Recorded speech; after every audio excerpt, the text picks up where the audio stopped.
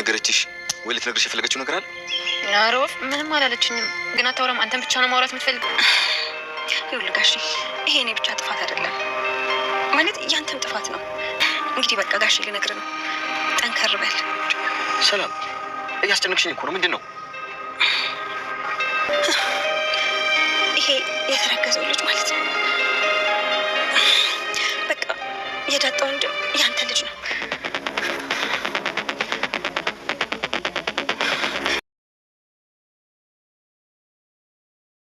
ወይዘሮ ሰላም ከባድ ሚስጥር ዘረገፈች። የልጇ አባት አቶ ደረጀ መሆኑን ተናገረች። አቶ ደረጀ እጅግ ደንግጦ ነበር፣ ፌንትም ሰርቶም ነበር። ሰላም ጤና ይስጥልን ውድና የተከበራችሁ የዚህ ቻናል ቤተሰቦች እንደምንሰንበታችኋል። በያላችሁበት ምድር ሰላም ጤና ትሆኑ ዘንድ የዘውትር ምኞታችን ነው። እንኳን ወደዚህ ቻናል በደህና መጣችሁ። ለቻናሉ አዲስ ከሆናችሁ ሰብስክራይብ በማድረግ ቤተሰብ እንድትሆኑን አክብሮታዊ ግብዣችንን አቀረብን። እነሆ ዛሬም በአዲስ ቪዲዮ መጥቻለሁ። እስከ ቪዲዮ ማብቂያ ቆይታ ታደርጉ ዘንድ በአክብሮት ጋበዝኩ። ወይዘሮ ሰላም እስከ ዛሬ ድረስ አምቃ የኖረችውን ከእሷና ከፈጣሪ ውጪ ማንም የማያውቀውን ሚስጥር ዛሬ ተንፍሳ ለአቶ ደረጀ ተናግራም ነበር። የልጇ አባት ማን መሆኑን ማለትም ያረገዘችው የልጇ አባት አቶ ደረጀ ራሱ ስለመሆኑ ነግራውም አቶ ደረጀ ጭራሹኑ ያልጠበቀው ነገር ስለነበር እጅግ በጣም ተደናግጦም ነበር፣ ፌንት ሰርቶም ነበር። ምክንያቱም እሱ እያወቀ በውኑ ፈልጎ አስቦ ያደረገው ነገር ስላይደለ ምንም የማያውቀው ጉዳይ ስለሆነ ይህ እንዴት ሊሆን ይችላል ሲል እጅግ በጣም ከባድ ድንጋጤ ደንግጦ ነበር። ወይዘሮ ሰላምም ይህንን ሚስጥር ለአቶ ደረጀ ስትነግረው የግድ መንገር ያለባት ጉዳይ ስለሆነ ማለትም ከጊዜው አንጻር ያው አሁን ላይ የአካባቢ ሰው በሙሉ አቶ ደረጀ ያስረገዛል ወይም የእሱ ቅምጥ ወይም ደግሞ ውሽማ ወይም በአጠቃላይ የልጇ አባት ያረገዘችው ከአቶ ደረጀ ነው ተብሎ በሰፈሩ በመንደሩ ሁሉ እየተወራ መነጋገሪያ ስለሆነ ከዚህ ነገር አንጻር እንግዲህ እነሱም ስላስጨነቋት ማን መሆኑን የልጅሽ አባት ንገሪን፣ እኛም ነፃ እንሆን፣ እስከ መቼ ተሳቀን ስንወጣ ስንገባ እንግዲህ በዚህ የሰየመን ሰው በዚህ የጠረጠረን ሰው ይህንን ወሬ ይህንን እውነታ ሰው እንዲያውቅ የግድ መናገር አለባት የሚል ድምዳሜ ላይ ስለደረሱ፣ ነገር ግን ያው ነፍሰ ጡር እንደመሆኗ አናስጨንቃት በሚል ወይዘሮ ማርቲ ያው የእርግዝና ጊዜን አንድን ሰው ማስጨነቅ የለብንም ማሳዘንም የለብንም እንደፈለገች በፈለገች ጊዜ ትንገረን ብላ ስላለች፣ እንዲሁም ደግሞ ወይዘሮ ሰላምን ብትሆን ያው ምጥ ሲይዘኝ በዛን ሰዓት እነግራቸዋለሁ ስላለች በዚህ ላይ ተረጋግተው ያው ያን ቀን እየጠበቁ እንዳሉ ነበር። አሁን ላይ ግን ያው ያን ጊዜ መጠበቅ የለብኝም ምጥ እስኪይዘኝ የዛን ጊዜ ብናገር ይህ እውነት እንግዲህ ትልቅ እውነት ትልቅ ሚስጥር እንደመሆኑ ራሱ ባለቤቱ ብቻ መስማት አለበት ስትል እንግዲህ ነግራው ነበር። ባለቤቱም እንግዲህ የሰማው ነገር ዱብዳ ሆኖበታል። እጅግ በጣምም ደንግጧል። ሲጀመርም ገና እቤት ልትነግረው ባለች ጊዜ ከባለፈው ክፍል እንደተመለከት ነው እቤት ክፍሏ ጠርታው ልትነግረው ባለች ጊዜ ራሱ እሱ ያልጠበቀው ነገር ጭራሹን ያላሰበው ነገር ስለሆነ የልጅሽን አባት ከኔ ጋር ምን አገናኘው? ለምንስ ደግሞ ለብቻ ለይተሽ ትነግሪናለሽ? ለምን አንድ ላይ አትነግሪንም? ሲቀጥል ከኔ ጋርስ ምን አገናኘው? እያለ በጣምም እየደነፋ እየተቆጣም ሲመልስላት ወይዘሮ ማርቲም ደርሳ ሁሉ ምንድን ነው የምትነጋገሩት የምትጫጫሁት? ለምንስ ትቆጣታለህ? ብላ እስክታረጋጋ ድረስም ሆኗል። እንግዲህ ወይዘሮ ማርቲ በዚህ ልክ በጣም ስርዓት ያላት ሴት ናት። በዚህ ልክ እንግዲህ አለመጠርጠሯ ለትዳሯ ያላት እምነት ጥንካሬ በጣም የሚገርም የሚደነቅ በጣምም የሚበረታታ ነው። እንግዲህ አቶ ደረጀ ከወይዘሮ ማርቲ ከባለቤቱ ጋር ሆኖ እንኳን በሀሳብ ሌላ ቦታ እስኪሄድ ድረስ ብዙ ጊዜ በጣም ሲተክዝ ሲጨነቅ ታዝባለች። ግን ምን ሆነ ነው ስትለው እሱ ያው ሊነግራት ይሄንን እንዴት አድርጎ ይነግራታል? የተጨነቀበት ጉዳይ አለ፣ የዳጣ ሚስጥር ማለት ነው። ይህ በእንዲህ እንዳለ እንግዲህ ይህ ጭንቀት ራሱ አስጨንቆኛል፣ ሌላ እንኳን ልትጨምሪብኝ እያለ ሲል እንግዲህ በዚህ ላይ ሲጨቃጨቁ ያው ወይዘሮ ማርቲ ደርሳም ከዛ በኋላ እንግዲህ በውጭ ተገናኝተው ነው ይህንን ነገር ሳታዘገይ ወይዘሮ ሰላም ለአቶ ደረጀ የነገረችው ማለት ነው።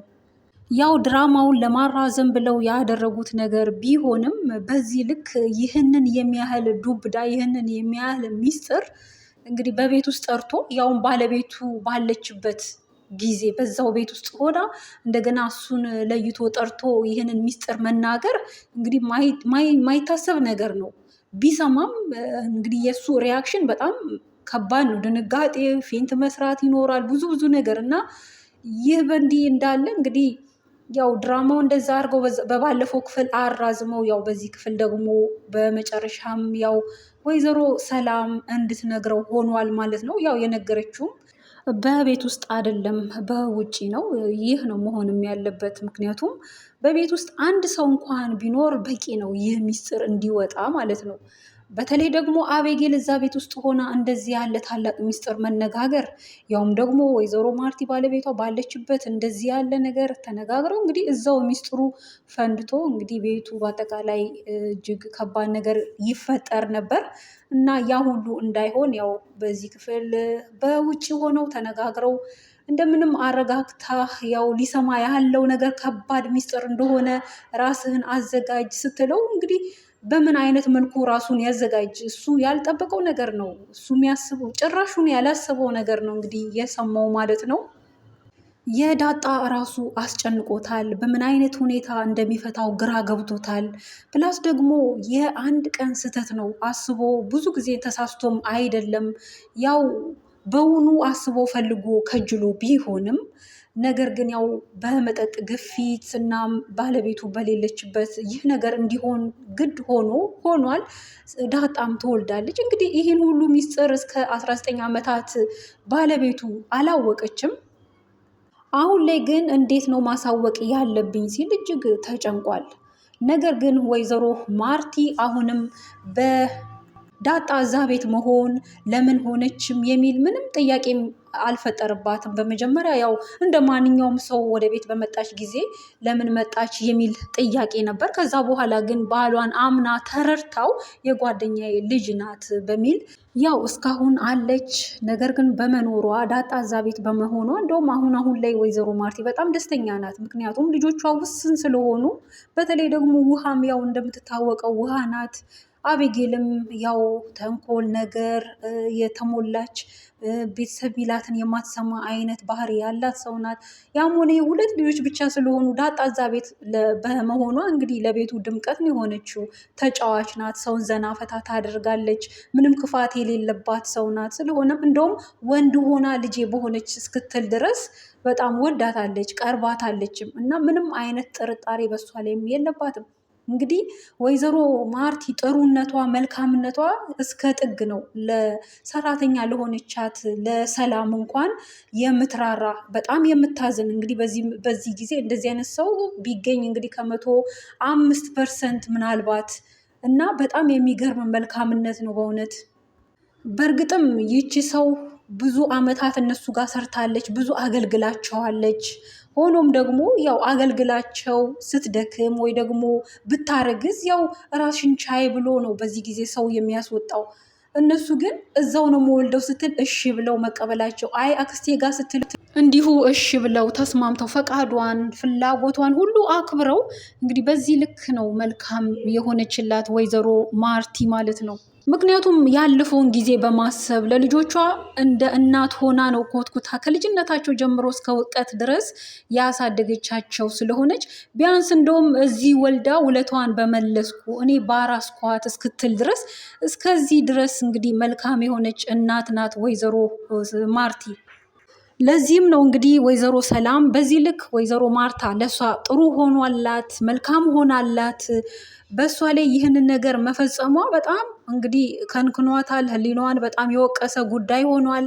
እንዴትስ ብላ ነው ይህንን ሚስጥር የምትነግረው? በሆነ አጋጣሚ እንደውም እርግዝናዋን ስታውቅባት ራሱ እርጉዝ መሆኗን አውቃ ስትጠይቃት እጅግ በጣም ተሸማቃ ይቅርታ ትዬ እያለች በጣም በይቅርታ ተሞልታ ነበር። ይቅርታ የምትለው ያው ላደረገችው ነገር ውስጧ ለሚያውቀው ሚስጥር ነው። ወይዘሮ ማርቲ ግን ለምንድን ነው ይቅርታ የምትጠይቅኝ? እኔ ምን አደረግሽኝ? እያለች እንግዲህ ነገር ግን ያረገዝሽው ከማን ነው ብላ ስጠይቃትም ነበር። በእንባ ሁለቱም ታጥበው ሲጠያየቁ ያው ከውጭ እንደሆነ እነሱ በሌሉ ጊዜ ወጥታ እንዳረገዘች አድርጋ አሳምናት ያንንም አምና ተቀብላ ነው እንግዲህ በዛ ሂደት ነው ያረገዘችው ብለው የሚያስቡት ማለት ነው። እና ግን ይህ ነገር ይህ ጉዳይ ከቤቷ መሆኑን ስታውቅ ወይዘሮ ማርቲ ምን ትል ይሆን? ምን አይነትስ ሪያክሽን ታሳይ ይሆን? እንደው አቶ ደረጀስ በምን አይነት መልኩ ይህንን ታላቅ ሚስጥር ለእሷ ያሳውቃት ይሆን? በዚህ ላይ በእርግጥም አቶ ደረጀ እየሰራበት ነው። እንዴት አድርጎ ይህንን ሚስጥር እንደሚያሳውቅ እያሰበበት ነው። እግዚአብሔር እንግዲህ እንዲመራው መንገዱንም እንዲያሳየው እየተማጸነም ነበር። እናም የተማጸነው አምላክ ረድቶት መውጫውን አዘጋጅቶለት እንግዲህ በቀላሉ ይህንን ነገር ይፈታው ይሆናል፣ ነገሮችን ሁሉ ያቀልለት ይሆናል ብለን ተስፋ እናደርጋለን። እንግዲህ በዚህ ላይ የምናየው በቀጣይ ክፍሎች ነው።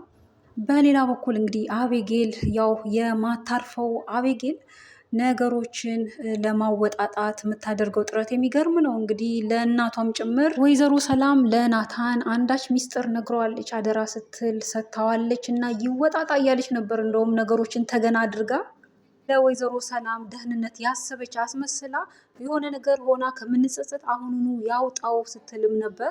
ወይዘሮ ማርቲም እውነት ነው ወይ ብላ ናታንን ስጠይቀው ናታን ግን በጭራሽ አይደለም ብሎ ሲል እንግዲህ በዚህ ልክ ወይዘሮ ማርቲ ናታንን ታምነዋለች። እናም እሷ ግን አቤጌል ግን ውሸቱን ነው እያለች ያው በእናቷ ፊት ውሸታም እያለች ስትልም ነበር የማይባል ነገር እና እናቷ ግን ስርዓት ያላት ከመሆኗ በቃ አይደለም ሲል እሺ ብላ መቀበል፣ ሰውን በማስገደድ በማስጨነቅ ምንም ነገር አታደርግም።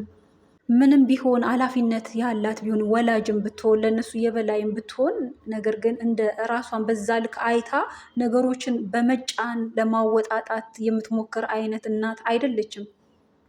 እናም አቤጌልም ብትወተውትም አልተሳካላትም ማለት ነው። በሌላ በኩል ዳጣና ናታን ጥሩ ፍቅር ላይ ናቸው። እንግዲህ ፍቅራቸውን በጥንቃቄ በሚስጥር ይዘው ምንም ነገር ቢነጋገሩ በቤት ውስጥ ላይነጋገሩ ይላሉ። ግን ነገር ግን በተለያየ አጋጣሚ ያው እዛው ቤት ሲገናኙ እሱም ስጦታ በመስጠት አንዳንድ ነገር ያው በማድረግ እንደዛ ያደርጋሉ። እና ግን ዳጣ ግን እንጠንቀቅ፣ እንደዚያ አናደርግም አላልንም ወይ? በቤት ውስጥ መጠንቀቅ አለብን እያለች ነው እንግዲህ ጥንቃቄ አልባነታቸው ከቀጠለ የእነሱም ነገር ይፋ እንደሚወጣ ነው። በአጠቃላይ በዚህ ቪዲዮ ያዘጋጀ ነው ይህንን ይመስላል። ቀጣዩን ክፍል በቀጣይ የምናጋራችሁ ይሆናል። ስለተከታተላችሁ ከልብ አመሰግናለሁ።